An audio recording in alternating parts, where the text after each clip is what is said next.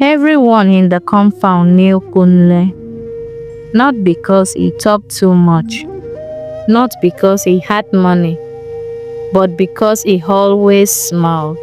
Morning or night, rain or heat. No matter what life threw at him, Kunle smiled.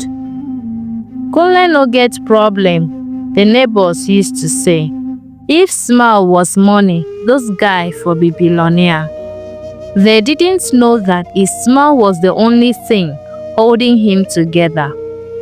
Kunle woke up every morning before the sun, not because he was disciplined, but because sleep had stopped coming. By 4:30 a.m., his eyes were already open, fixed on the ceiling. The fan above him creaked softly, as if counting his worries. His phone buzzed. A bank alert, debit. No salary had entered that account in 3 months. Kunle sat up slowly, rubbed his face and forced a smile, even though nobody was watching. By the time the compound came alive, Kunle was already outside. "Good morning, Kunle," the gate man shouted. "Morning, sir," Kunle replied with that familiar smile.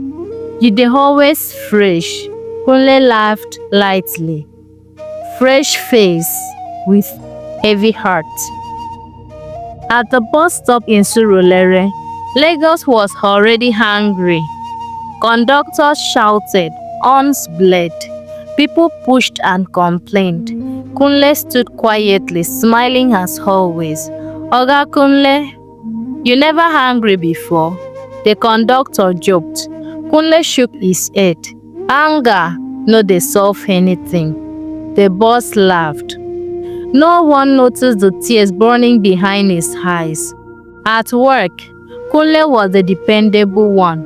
The man who never said no. The one who stayed late. The one who always delivered. "Kunle, abeg, help me. Kunle, you are a lifesaver. Kunle, you too calm." 3 months without salary, endless promises, no explanation. He smiled through it all. During lunch, others ate rice and chicken. Kunle drank sachet water. No fasting, just broke. His colleague, Tunde, clapped his shoulder. "My guy, you dey enjoy life, always smiling." Kunle smiled again, if only Tunde knew. At home, his wife Sade noticed everything. The silence, the weight in his eyes, the way he avoided conversations. One night, she finally asked, "Kunle, are we okay?" The question cut deep. He looked at her, then at the peeling walls, and at the unpaid bills on the table. Then he smiled. "We are fine, God dey." That smile ended the discussion. The pressure grew. His mother called from the village. "My son, the doctor said I need drugs." Their son began coughing at night. The school sent a message, "Fees overdue." Kunle sold his phone, then his wristwatch, then borrowed money he couldn't repay, still smiling, still saying, "It will be well." At night, Kunle broke in silence. He locked himself in the bathroom, slid down the wall, and buried his face in his hands. "I'm tired," he whispered. No answer came, only the sound of his breathing and the ticking clock outside. One Friday evening, Kunle didn't come home. No call, no message.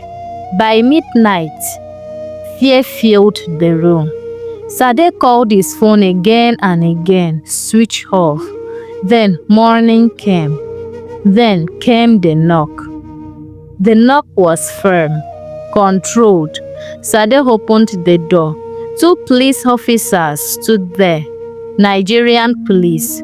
One of them said gently, "Are you Mrs. Kunle Adeyemi?" Her heart dropped. "Yes," she whispered. "Is my husband okay?" The officers exchanged a look. "Madam, can we come in?" The silence that followed was louder than any answer. Her knees gave way. "No." She kept shaking her head. "You are wrong. My husband is strong. He always smiles." The officer lowered his head. "I'm sorry, ma." Her cry filled the room.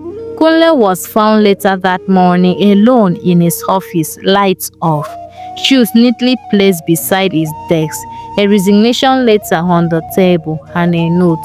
I smiled so nobody would worry. I hid everything so nobody would ask questions.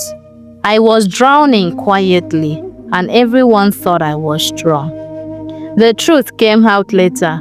Kunle had been battling depression for years quietly and alone. The company owed him money. Friends never asked. Family never knew because he smiled. At the funeral, the compound was silent. The gate man cried openly. I thought smile means happiness. Tunde couldn't lift his head. Sade held the note, whispering, I wish I asked again. Not every smile is joy. Not every calm person is okay. Check on people. Ask again. Listen deeper. Because sometimes the man who smiles at everyone is hiding everything. And silence can kill. Thank you for watching the story. Please like, subscribe, and comment.